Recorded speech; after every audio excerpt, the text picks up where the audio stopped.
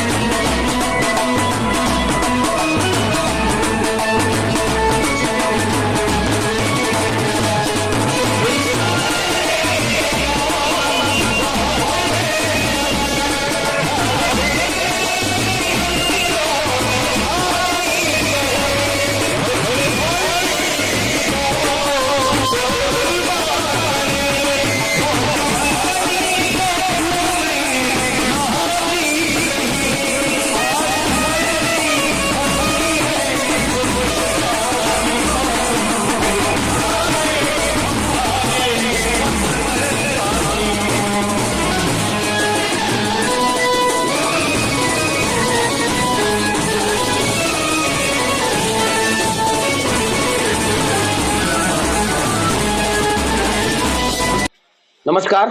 इस समय हूँ जिला इटावा में। इटावा की अगर बात करूं तो नगर पंचायत बकेबर में बैठा हूँ। अभी जहाँ बैठा हूँ उस विद्यालय का नाम है केएस मेमोरियल पब्लिक स्कूल, जो कि व्यासपुर में स्थित है। हमारे साथ बात करने के लिए उपस्थित है यहाँ से प्रबंधक महोदय। बात करने को और जानने का प्रयास करता हूँ, चूंकि 2 साल कोविड का समय रहा था। कोविड के बाद नई शुरुआत हुई थी, एक सेशन लगभग कंप्लीट हुआ है।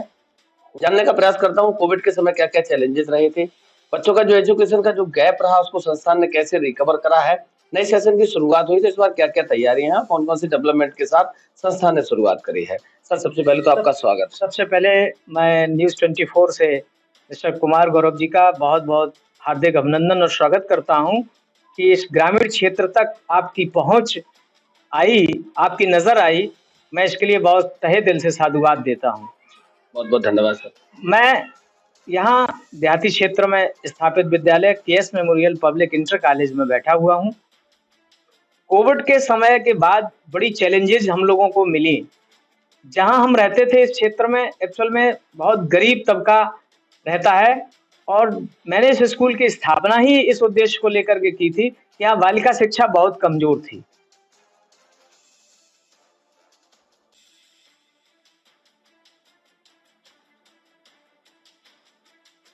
उसके बाद मैंने अन्य कॉलेजेस से एमए और बीए करवाया तो मेरे मन में ये ज़हन में सवाल आया, क्यों ना मैं एक बालिका शिक्षा के लिए अपना विद्यालय स्थापित करूँ।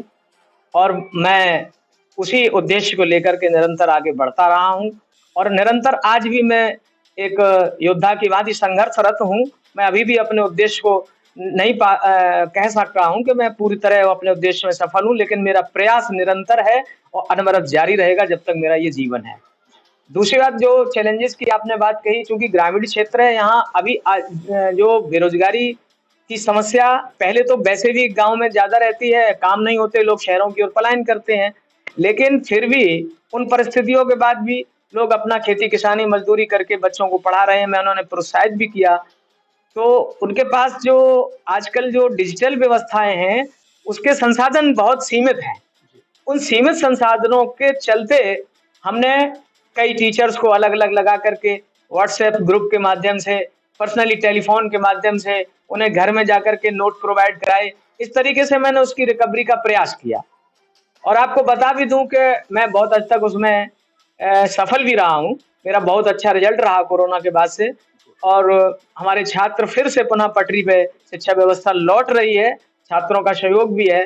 लेकिन सबसे बड़ी बात ये है कि थोड़ा-सा आस-पास के रास्ते आने-जाने के दुर्लभ हैं। हमारे यहाँ सड़क खराब पड़ी है, लगभग 18 वर्ष से इस सड़क का निर्माण नहीं हुआ। मेरे यहाँ 9 से 10 किलोमीटर दूर से छात्राएँ पढ़ने आती हैं और उनको मैं यहाँ शिक्षा प्रोवाइड करा रहा हूँ। तो मैं ये भी चाहता हूँ कि भई थोड़ा-सा जहाँ कॉलेजेज़ हैं, वहाँ थोड़ा प्रशासन, शासन भी थोड़ा-सा ध्यान बनाए रखे कि कॉलेज के आस-पास का वातावरण है और वहाँ रास्ता पहुँच मार्ग सुलभ हो। वहाँ थोड़े बहुत छुट्टी-वुट्टी के समय थोड़ा पुलिस-वुलिस का आना-जाना भी, जैसा कि हालाँकि डीजीपी साहब के निर्देश हैं, मुझे लेटर मिलते रहते हैं और मैं भी अपने स्तर से प्रयास करता रहता हूँ। हालाँकि थाना अध्यक्ष वगैरह संपर्क करते रहते हैं कि भाई कोई डिफ़िकल्टी हो, तो आज तक हालाँकि ऐसी कोई डिफ़िकल्टी आई नहीं। लेकिन फिर भी मेरा पूरा प्रयास रहता है कि बेहतर से बेहतर ज़िंदगी और बेहतर से बेहतर नागरिक मैं दे सकूँ। सर एक सवाल आपसे जी सर, क्योंकि बिना शिक्षा के सारा कुछ अंधकार है। शिक्षा ये जो है एक ऐसा हमारे पास फ़ॉर्मूला है, जिससे हम अपने अधिकारों के प्रति, अपने कर्तव्यों के प्रति सजग रह सकते हैं। आपको कुछ दे सकते हैं, देश समाज को दे सकते हैं और देश समाज से ले भी सकते हैं। Thank you very much. आप सर एक सवाल आपसे, अभी आपने कहा डिजिटाइजेशन के संसाधन बहुत सीमित हैं। सर। कहीं न कहीं आपका इशारा ऑनलाइन क्लासेस की तरफ था। जी सर। क्या मानना है आपका कि ऑनलाइन क्लासेस की वजह से बच्चों ने बहुत ज़्यादा मोबाइल का मिसयूज़ करा और जिससे वो कहीं न कहीं दूसरे रास्तों पर भटके? जी, कहीं न कहीं मैं असल में डिजिटल फ़ोन, एंड्रॉयड फ़ोन की अफ़ोर्ड कर पाना आम आदमी के बस की उस समय बात नहीं थी। हालाँकि अब दौर बढ़ रहा है तो लोग धीरे-धीरे उसका भी प्रयास कर रहे हैं। लेकिन हाँ, ये बात भी कहने में मैं कतई संकोच नहीं करूँगा कि डिजिटल शिक्षा के साथ-साथ कुछ डिफ़िकल्टी भी आई। बच्चों का मोबाइल के साथ बहुत अधिक रहना और उसका एक मुझे लगा कि मैं बड़े से लेकर छोटे तक में ये मोबाइल की लत जैसी व्यवस्था, एक एडिक्शन हो रहे हैं, हम लोग एडिक्ट हो रहे हैं मोबाइल के प्रति। ये एडिक्शन पे भी हम लोगों को बात करनी होती है और मैं अक्सर करता भी हूँ। मैं अपने बच्चों को बताता भी हूँ कि मिसयूज़, यूज़ इसका क्या होना चाहिए। लेकिन कहीं न कहीं भले ही 10% 20% हो, लेकिन मिसयूज़ भी हुआ है। सर एक सवाल आपसे है, अब बहुत लंबा अनुभव रहा आपका, शिक्षा के साथ जुड़े हैं आप। लगभग 30 से 32 साल तक मेरा। जी। वेस्टर्न कल्चर, पश्चिमी सभ्यता हिंदुस्तान पे हावी हो रही है। जी सर। बच्चे अपनी मूल संस्कृति, संस्कारों से दूर जा रहे। आप संस्थान, मैनेजमेंट क्या प्रयास करेगा? जी सर। देखिए सर, मैं पहले तो मैं वेस्टर्न कल्चर के खिलाफ नहीं हूँ, लेकिन मैं 100% वेस्टर्न कल्चर में ढल जाए इसके मैं बिल्कुल सख्त खिलाफ हूँ। मेरी सभ्यता, मेरे संस्कार, मेरी संस्कृति। हम गीता रामायण वाले देश में रहते हैं, हम रामकृष्ण और विवेकानंद जी के देश में रहते हैं, हम डॉक्टर अम्बेडकर के देश में रहते हैं और हमें हमारी समाज के प्रति, देश के प्रति बहुत सारी ज़िम्मेदारियाँ हैं, जो बिना सही संस्कृति और संस्कार के संभव ही नहीं है।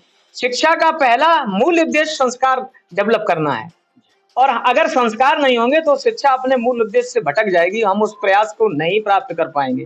तो वेस्टर्न कल्चर बहुत अधिक हावी ना हो, हम सबको इसके लिए मिलकर प्रयास करना होगा और जबकि आज की तारीख में ये सजगता केवल अध्यापकों में नहीं, ये अभिभावकों और समाज में भी आनी चाहिए कि अंग्रेजी शिक्षा, मैं अंग्रेजी के खिलाफ नहीं हूँ, लेकिन अंग्रेजत्व जो है मैं इसके बिल्कुल विरोध में हूँ।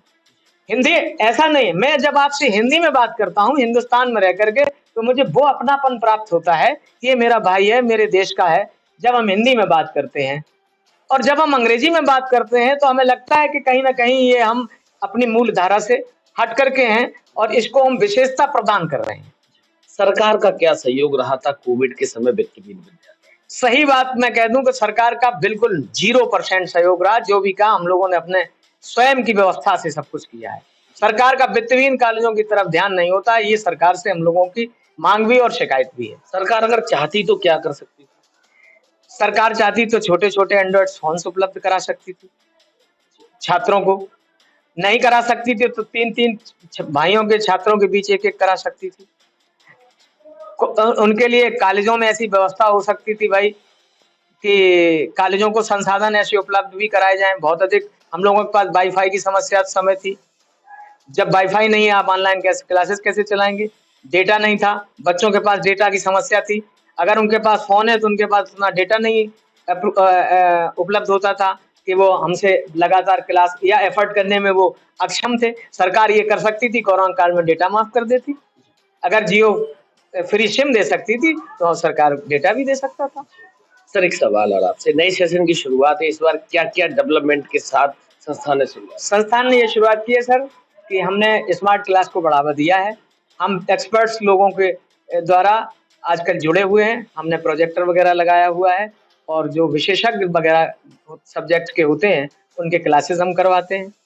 पर्सनली जो कमज़ोर बच्चे हैं, चूँकि देहाती क्षेत्र है, उतना एफर्ट नहीं है, हर बच्चा यहाँ कोचिंग नहीं कर सकता है, उनके लिए विद्यालय निःशुल्क कोचिंग की व्यवस्था करता है। जी। सर आखिरी सवाल आपसे, जो पेरेंट्स आपके साथ जुड़े हैं, आने वाले समय में जो लोग आपके साथ जुड़ना चाहते हैं या जुड़ेंगे, उनसे क्या कहना चाहते हैं? मैं ये कहना चाहता हूँ कि आप अपना मन अच्छा रखिए, परिस्थितियाँ कभी आपको गिराएँगी नहीं। आप अपने मन को मजबूत करके कि मुझे बच्चे को पढ़ाना है, तो फिर कोई नकारात्मकता आप पर हावी नहीं होगी और बाकी मेरा पूरा सहयोग है। अगर किसी के पास पैसे नहीं हैं और वो अपने छात्र को पढ़ाना चाहता है, मैं उसका भरपूर 100% सहयोग करने को तैयार हूँ, जैसा मैंने किया भी है। मैं यहाँ 25-30% छात्रों को लगभग निःशुल्क या 25% में शिक्षा दे रहा हूँ। जी, बहुत-बहुत धन्यवाद, बहुत-बहुत धन्यवाद आपसे सर मिलकर बात बहुत करने अच्छा के लिए। लगा, आपने मौका दिया, मेरी बात आप पहुँचाएँगे। अच्छा लगा गौरव जी, बहुत-बहुत धन्यवाद और आशा है कि आप मुझे भूलेंगे नहीं, आते रहेंगे। थैंक यू बहुत-बहुत वेरी धन्यवाद, मच। हमारी तरफ से भी आपको नए सेशन के लिए बहुत-बहुत बधाई, शुभकामनाएँ।